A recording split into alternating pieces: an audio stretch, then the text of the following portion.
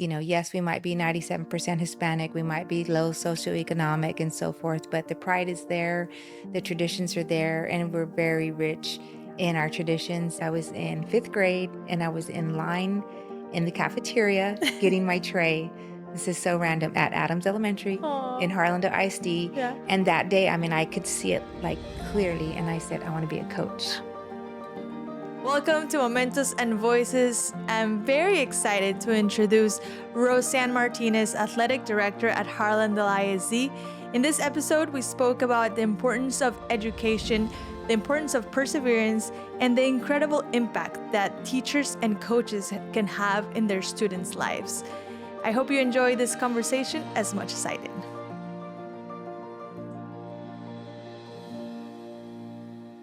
Well, I'm super excited to have at Momentos Voices Rose Ann Martinez, Athletic Director at Harlandale ISD. Thank you so much for being here. Of course, I'm excited. Thank you. I'm new to this whole podcast, so it's going to be easy, I promise. I'll make it super casual, super easy. I won't ask you anything that you probably don't know the answer to, so you'll be okay. All right, good.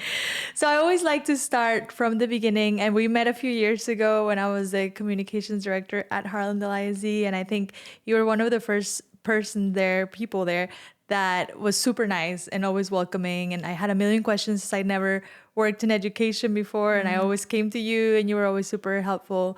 So I'm very thankful for that. Thank you. I'm glad. Thank you. Yeah.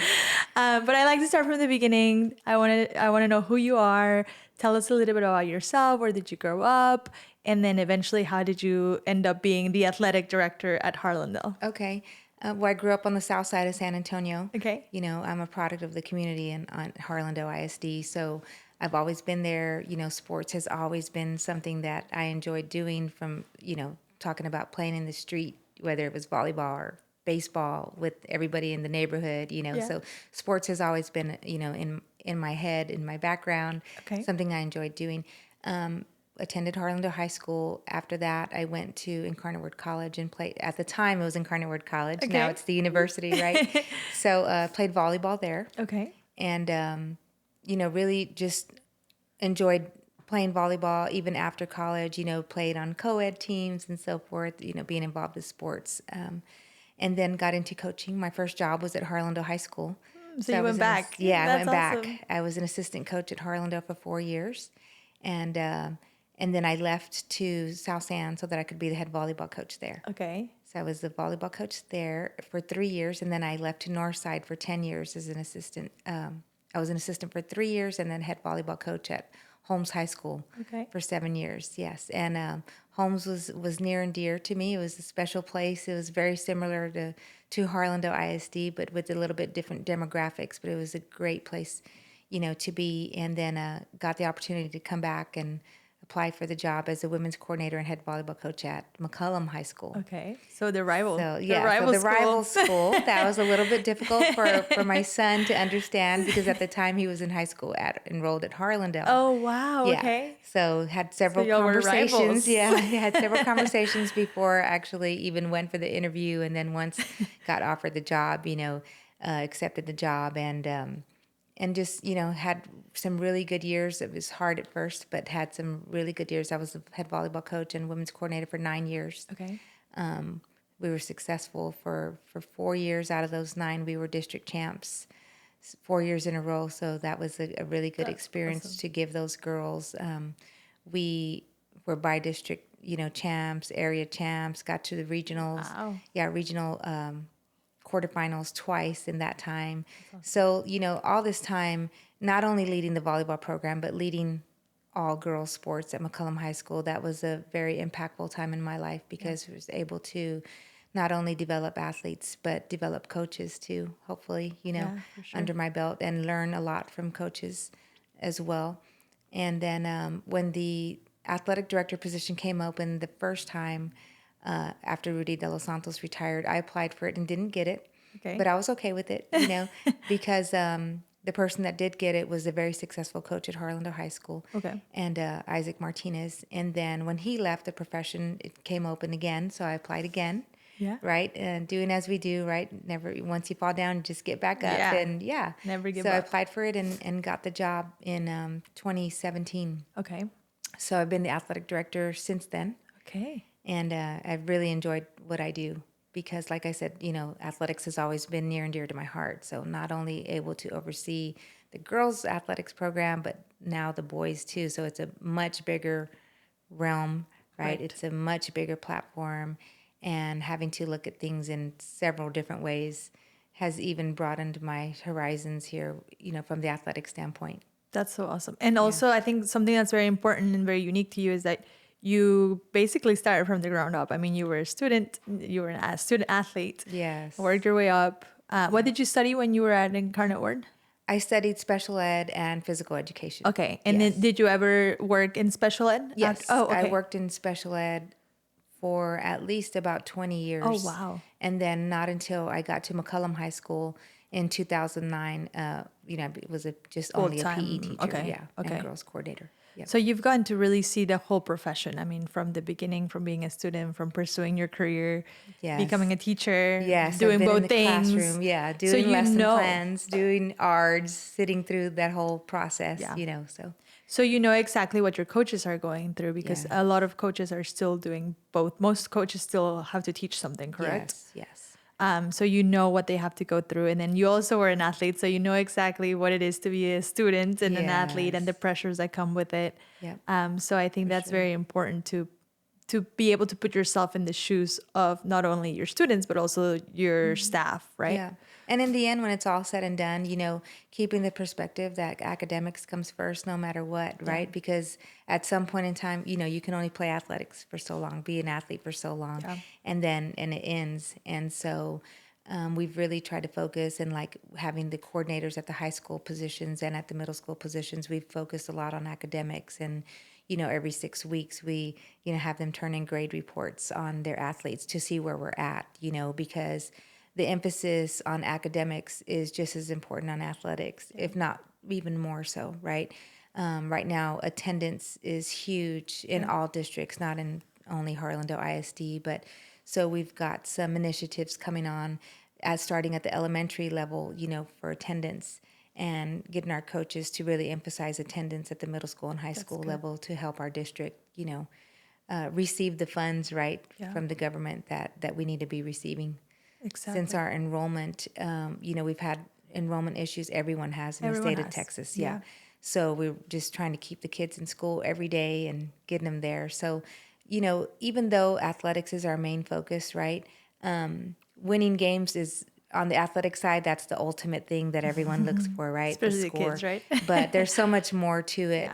Being a coach, being an athletic director, being a coordinator, and even just being an assistant coach. There's so much more that comes to, into athletics, aside from the wins and losses, is getting these kids from the south side of San Antonio to understand that academics is so important, because that's really what's going to get you to your ultimate goal when your ultimate win, right, at the end when athletics is all said and done, is where do you stand with academics. And with that being said, academics, we know that college is not for everybody. So we're very fortunate in our district that our district has brought on these programs like, cosmetology and welding and, woodworking and so forth, so, for our kids. So showing our kids all those opportunities as well. Yeah, I know that when I worked at Harlandale, I was always very surprised in all the opportunities that Harlandale provides. Well, I'm sure other districts do too, but I'll speak to Harlandale since we both know Harlandale.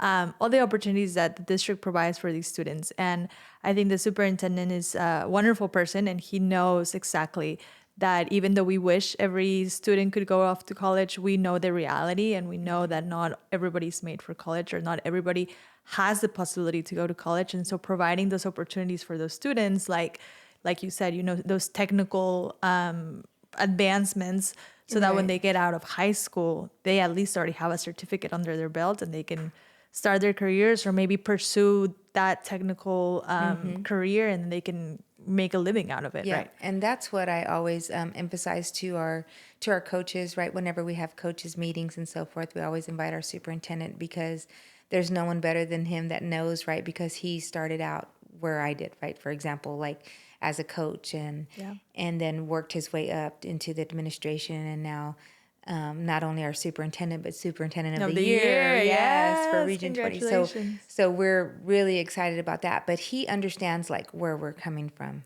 right, with our kids. And he understands the impact that coaches have on kids. And he's one of our biggest supporters. And so him bringing in all those programs is really, really amazing for our kids to see and to have. And then, working in the partnerships that he's brought in with Texas A&M San Antonio, where all our kids get to go, to college for free. Yeah. That is so huge because we all know, like, our athletes, our kids, a lot of them won't leave San Antonio. Yeah. And why leave, right? We have A&M San Antonio in our backyard. And they can go for free, And they which can is go amazing. for free.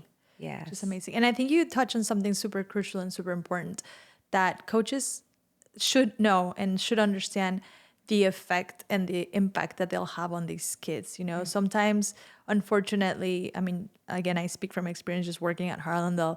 The only conversations that these kids are having are with their teachers, and student athletes are so close to their coaches, and they pretty much, I mean, they're practicing early in the morning, practicing in after school, they're going to games on the weekends. So they create this relationship with the coach and with their team that is so important, that the coach understands that they should be that positive impact in these kids, because these conversations that they're having with the kids might be the only conversation that these kids are receiving, right? Right. I know when I was growing up, my parents never talked to me about college. That was just not something that we talked about. Yeah. But my coach did. And when she first did, my high school volleyball coach, Nympha Garcia, the late Nympha Garcia, she talked to me about college, and I was like not really sure what exactly I knew what she was talking about, but I was like, how am I going to do that, you know? And she actually took me and another teammate to a college visit and in Missouri, and that just really opened my eyes to a lot of things outside of San Antonio. Like, wow, there's life outside of San Antonio, right? There's athletics, there's sports, there's other clubs and so forth. Yeah. And had it not been for her doing that, I don't know if I would have even experienced college. Yeah, for sure, because it wasn't something we talked about. We knew we had to work, and we saw our parents working. Both of my parents were blue collar workers and hard workers at that. But once she did that, I started looking at not only the college in Missouri, but different colleges, and then ended up choosing Incarnate Word here in San Antonio. Good choice. That's the best school. Yeah. So my son ended up going to Incarnate Word as well, and then my stepson went to Incarnate Word. So yes, we're a family of cardinals. Good. Yeah. That's awesome. No, I completely agree. I mean, it's those crucial conversations that these coaches need to be having with the kids to motivate them, and also one other thing that I want to bring up is Harlandale is 97% Hispanic. So you also have that opportunity to influence the Hispanic community. I mean, being a Hispanic yourself, how does that make you feel to now be the director of a program in one of the most Hispanic prominently districts in San Antonio, and the impact that you can make in these students? I mean, obviously you can make an impact with everybody, not just Hispanics, but speaking specifically to the Hispanic community. Yeah. Well, I'm grateful for this opportunity, right? Definitely to be in this position. But I don't really look at it like, I guess because I'm inside, and I don't look at it like how impactful it has been or can be, right? As much as getting the word out from our coaches to these kids, like, college and, college readiness and so forth. But what I do try to do is, as soon as I hear of alumni that are graduating from college, like, get them back in, like, let's get them to come coach. Yeah. And we have, I would say, at least 50% of our coaches at the middle school and high school level that are alumni of Harlandale ISD. Yes. And I just love seeing our coaches. I mean, we have coaches that graduated, in the 80s, 90s, 2000s, and they're back with us. And they're able to send that message to our kids that you can do this, and then you can come back and, have a profound impact on Your the community, athlete. your own community. On our own community. And it's really nice because, I see parents of girls that I used to play with in high school, or grandparents, right, of girls that I used to play with. Then I have the athletes that I used to coach, right? And I see them and I see their parents, and now they have kids. So I see that it's just like a revolving door. Like we just continuously see that the community is still there in Harlandale ISD. And I'm so happy to see that so many of our families stay in the community. And like I said, the biggest thing, what gets me really excited is to have the alumni come back and be the leaders of our district. That's awesome. Do you have any coaches that you coached when you were in? Yes. Yes, really? Yes, Oh, that's awesome. yeah. So right off the top of my head, I can think of Victoria Izagiri. She's an assistant coach. Okay. At McCullum High School. And when I saw her come back, Samantha Rodriguez, another one at Kingsborough, like those were girls that just, played under me a few years ago. so And I'm awesome. like, wow, yes, I love it. Come back, That's great. And that you're here. And then, they talk to me, they'll come to my office and they'll talk to me about kids. And they're like, oh, coach, now we know what you meant. And, now we know. And then the hours that they're putting in, right?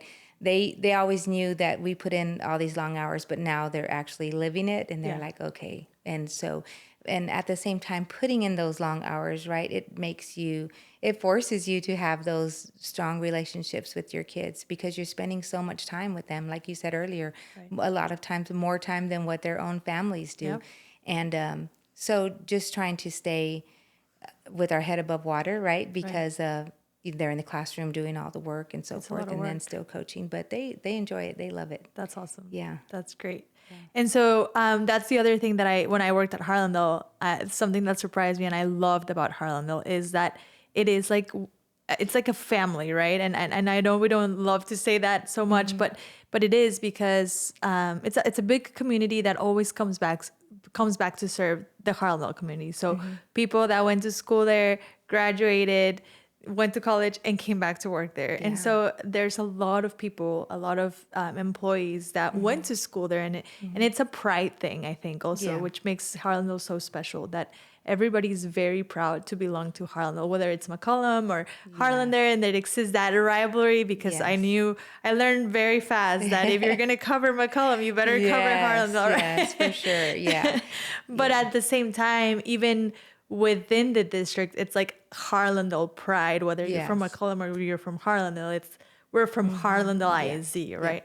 Of course, we have our rivalry games, like you said, right? Our Frontier Bowls. The Frontier Bowl coming up soon. And in every sport now, it's like Frontier Bowl, right? Or not just now, but it's been, the volleyball Frontier Bowl, the basketball, the football, the soccer, right? It doesn't matter the sport. And at the end of the day, if there's something that our community needs, like for example, we've had some food drives at the stadium where we've had all the coaches from all the schools come, and it's one. You can see the thickness there of the traditions. It's not McCullum or Harlandale. No, yeah, absolutely. But if you go to the campus, you see the traditions at McCullum High School. You go to Harlandale, you see the traditions at Harlandale High School. Okay. And although they're unique in their own way, they're very set in their ways, and we try to not get away from traditions, right? Yeah. And we just keep those traditions going so that the parents and the grandparents can remember, like, yes, this is what we do and this is how we do it, and they're showing their kids, this is what we do. And when the little ones get to high school or middle school, even their traditions are there, and this is what we do. And they're proud. I mean, those kids in elementary, they already knew what high school they were going to go to, and they were very proud. For sure, yes. And what the nice thing about it is too, is like even speaking to other coaches from throughout the city, or athletic directors, they all know what the traditions are, and they all know the Harlandale way, right? That. Harlandale ISD way, and they respect it. Yeah. And even being in this district, that how UIL places us in a new district every 2 years, realigns us in a district. I had to ask, like, could we please have the Frontier Bowl as the last game of the season, because that's what we do, right? That's our tradition. You have to. And our district executive committee, they agreed to it, and they allowed us to have that awesome. Game. So it's a respect thing too. That's awesome. Yes, we might be 97% Hispanic, we might be low socioeconomic and so forth, but the pride is there, the traditions are there, and we're very rich in our traditions, and we hope to continue to have that respect. Yeah, and I want to plug the Frontier Bowl. If anyone listening has never gone, I completely encourage you to go, because it is such a fun event, such a prideful event. Yes. I mean, the stadium gets completely packed. You really see the passion from both sides. Yeah. So We'll have anywhere from 10 to 15,000 people. That's awesome. That night at the Frontier Bowl. It's coming up November 7th. Perfect. Yes, at 7 p.m. at Harlandale Memorial Stadium. We also opened it up a couple years ago to allow tailgating. Okay. So we have tailgating that starts at 11 o'clock that morning.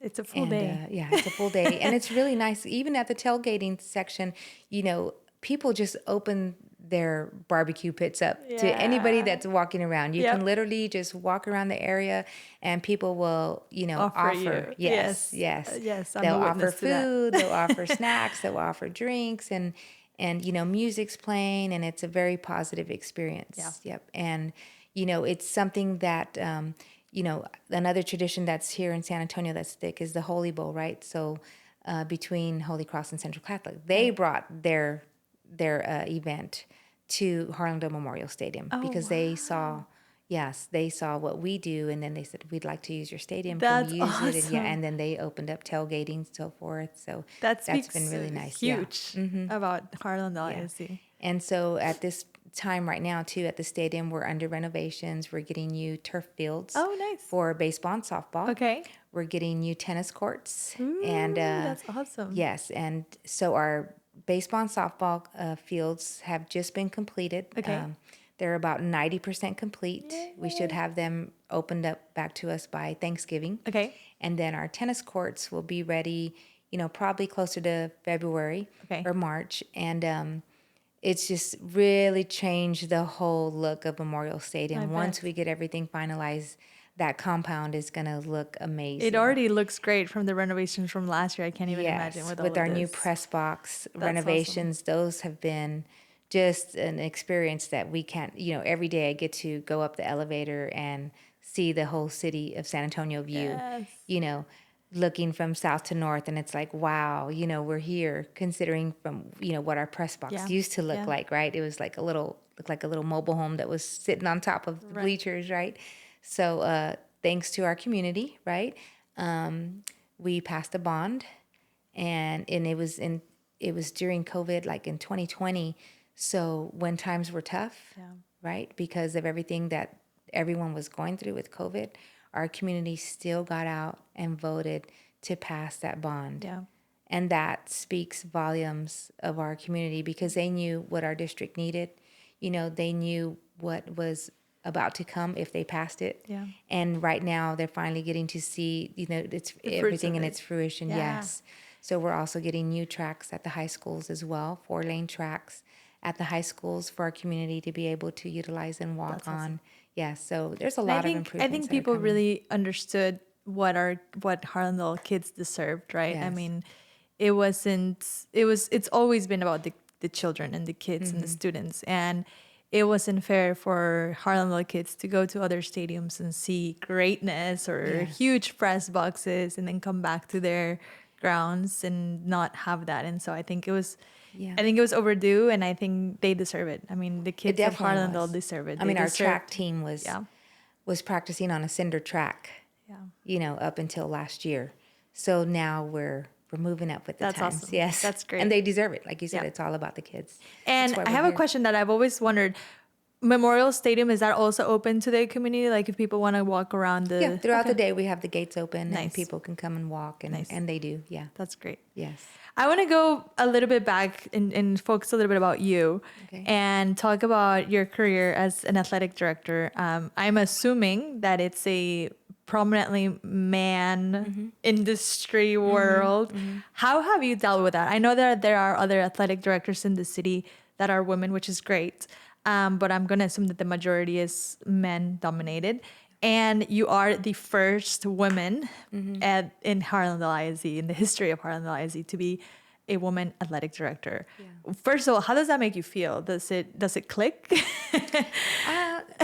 Yes and no. I got asked that question before, and I don't really know how to answer it except that I applied for the job, and I didn't really look at it as like me versus other men, several men that applied for it. I looked at it as I applied for a job that I qualified for, and was able, to get the position. Yes, it's very male dominated. When we go to our athletic director meetings, it's mostly men.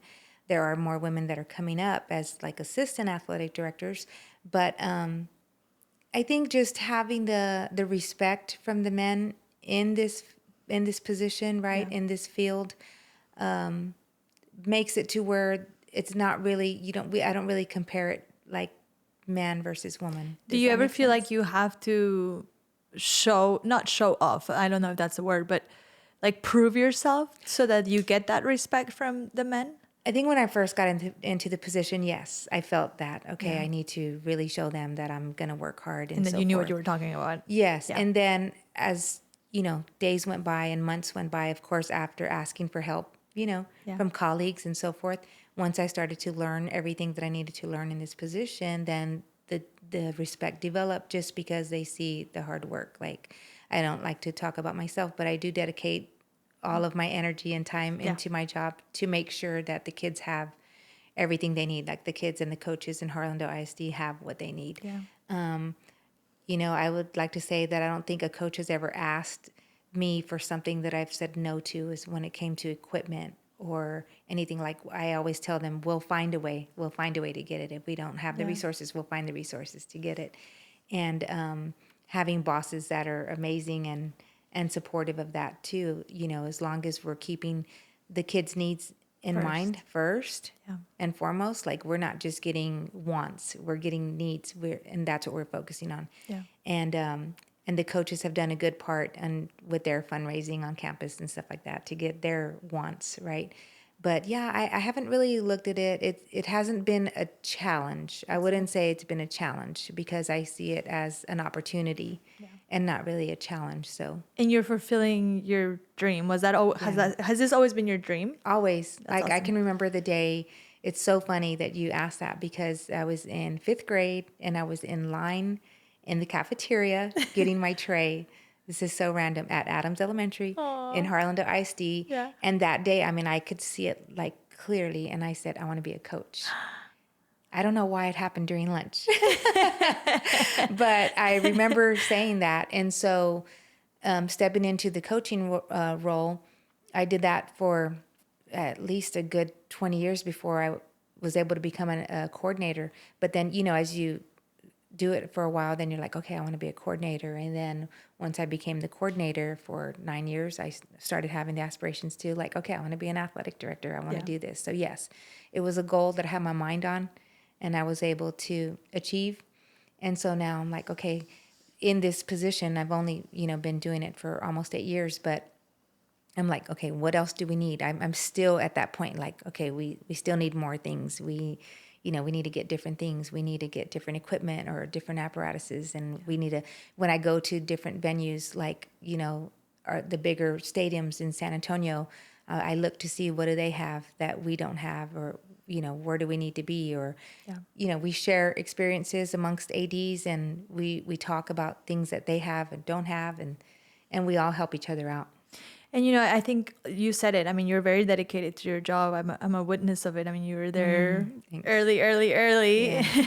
And I would see you at every game, try to be at every game possible. Yes. Sometimes it was conflicting because they were going on at the same time. But, I mean, I was there taking pictures and you were always there. How do you juggle that? Because, I mean, obviously, yes, you're the athletic director, but you also have a life outside of Harlandale, which is you're a mom, you're a grandmother, you're a wife. How do you juggle your passion and your job with that other Rose Ann? I've gotten a little bit better at it, I will say. The first 5 years was just constant work. And thank God I had, my husband is very supportive of my job. He knew, he knows what it entails and he's supportive of it. And sometimes he'll come around, to games. If he's not working, he'll come and to show support as well. And, but I've gotten a little bit better at, going back to our superintendent, he always makes it clear to us to let us know, like, you have life outside of work. Like, if something were to happen to us today, he's even given us this analogy. If something were to happen to you today, the job is still going to be here, so don't kill yourself in this job. Like, do everything you need to do and do it to the best of your ability. But if something comes up with family, take that time away from family, away from work so that you can spend with family. Right. And so not until, I will honestly say, within the last year and a half or two, I started, having that moment, like, okay, because if anyone asked me before, there was something with the family going on, I'm like, nope, sorry, I have work. Yeah, I have a game, can't do it. And the games are always there, right? Almost every day of the week, except for probably Mondays. Yeah. So I've started to learn, like, let the coordinators, they're going to be there anyway. Yeah. They're on the campus. They're okay. They'll call me if something's going to go on. They'll call me, and so I definitely don't take advantage of it. But I am open a little bit more to sharing a little bit more family time. You said it's been about 2 years. Do you think it had something to do with you becoming a grandmother? I know it's about the same time frame. Now that you say that, I guess becoming a grandma has changed some things, but not. Fortunately, they have their own schedule too, and they do make the arrangements to take care of the baby. So I'm not the caretaker, but right. But if something does come up, I'll say, okay, I think I can help, but let me see if I can manage it. And because I know, at least for my parents, they let my daughter do everything and everything that they didn't let me do, and they breathe, and everything is about their grandkids. So I'm sure you've had a similar experience with your grandson. Yeah, and my husband will ask me, he's asked me before, so are you going to retire to take care of the baby? I'm like, no, I'm not going to retire because I still have the love and the energy for this position here. Yeah. Oh, for sure. The passion is still there. So I'm not thinking about retiring to babysit, but every chance I can get, if it doesn't interfere with work, I'm definitely going to do it. Yeah. That's awesome. That's awesome. Yeah. And then I want to, you did mention about the superintendent, speaking of respecting that life outside of work. And I think that's so important because it's hard to find, or I think it's gotten better, but I think in a traditional setting, it's hard to find leaders or bosses who truly understand that a job is a job and family should come first, right? So I think having bosses, in your case, the superintendent, who really emphasizes that. And I mean, that doesn't mean that he doesn't put the importance of when you're at work and you're giving your 300%. And I know he's huge about students are first. I mean, kids first mindset, but also having that respect for your family. I think it's super important. And I'm sure that you're very thankful for it, like you said. Oh, yeah. So grateful. He's a girl dad also. 6. I think he has like 5 or 6. Yeah, 5 or 6 girls, right? And so he understands, what having a family is, and also understands, the work that the coaches put in, but also keeps everything in perspective. That's good. And we try to give him the same respect if he ever does leave work and lets us know, that he's not going to be at work for a day or 2 or whatever it is, and we won't bother him, unless we absolutely need something. But he taught me a lot about that, because before I didn't know how to balance that work life, relationship. So he has definitely proven to be a strong leader for us, right? And has been able to manage that and so seeing that, right, he set the example. Yeah. There's a reason why he's the superintendent of the year, right? Yeah, I guess so, yes. No, he definitely deserved it, yes.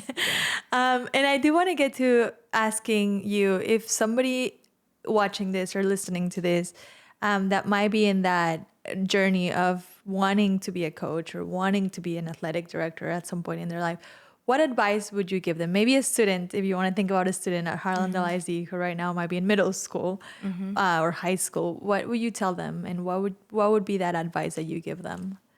Number 1, work hard and treat people with respect. That makes me teary-eyed. When you first started this conversation, you said, I remember you always nice, and that's important to me. Aside from wins and losses, the wins and losses are going to be there. You're going to have good teams or bad teams or mediocre teams, right? But how you treat people. And I think that if our kids can see that, like, just work hard and always treat people with respect, they're going to remember you for who you were, right? Oh, he was a hard worker and he was so nice to people, or always treated people with respect. Or she was a hard worker and she was so nice and always, that's how I want to be remembered. And if our kids can do that, and I know they can because of the culture, right? That's our culture, is to be nice to people and to be respectful to people. I mean, that's the way I was brought up. And work hard. Those things in itself, with those 3 attributes right there, everything will take care of itself. Yeah. And so you can have these aspirations and stuff like that, but if that's your focus right there, you will meet your goals. Yeah. It's going to take time. It's going to, might not be your time, but it'll be in God's time, right? But it will come if you just keep that plan and stay focused on treating people with respect. Yeah. And I love that you say that because, you're right. I think people remember more how you made them feel and how you treated them more than anything else. Right, I mean, right. I can tell you, I remember also people at Harlandale that weren't very nice. Yeah, that's everywhere, right? Yeah. But it's you and the people that always made me feel welcome and always were nice to me, even though I didn't come from a background of education and I was trying my best and did the best I could. But it was those people like you that were always there and like, no, it's okay. Let's teach you. And this is how we do it. And those are the people that made an impact in my life. And that when I think about Harlandale, I think of those people and not so much about the people that didn't make me feel welcome, Yeah. And there's a lot of people in Harlandale that are that same way, that they want to help people. Yeah, They want to absolutely. help people grow. They want to be nice to people. Yep. And they want respect and they give respect. And I think I know that's what makes Harlandale ISD so special. It is. Yeah. Absolutely. Yeah. And then this question I always like to ask, and it's my surprise question. Okay. If you could go back in time and talk to little Rose Ann, maybe elementary school, just you can pick the age. What would you tell Rose Ann after everything you've been through, everything you've learned, where you are at now? What would you tell her? What would she have wanted to hear when she was little?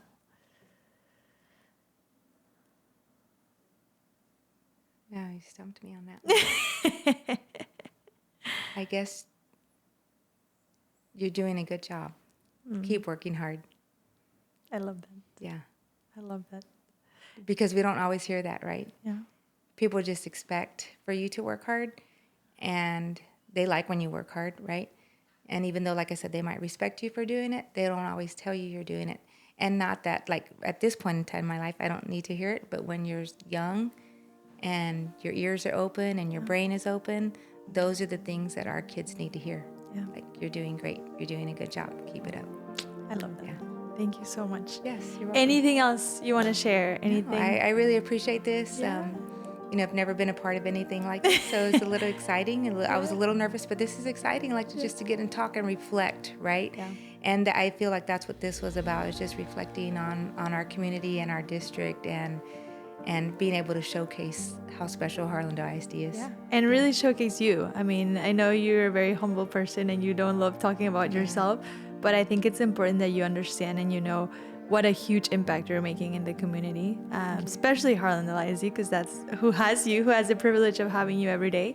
But also, I'm sure there's other people out there who you've made an impact in and who are going to listen to this and who you're going to make a difference in their life. So thank you so much for being a motivation in our community and for being an inspiration. I love it. Yeah. And thank you for coming to Momentos. Thank you for having me. Yes. It's good to see you. I've missed you. So thank you. Yes. It was nice seeing you. Very nice. And you're welcome back anytime. All right. I'm going to come. I'm going to come. Yes.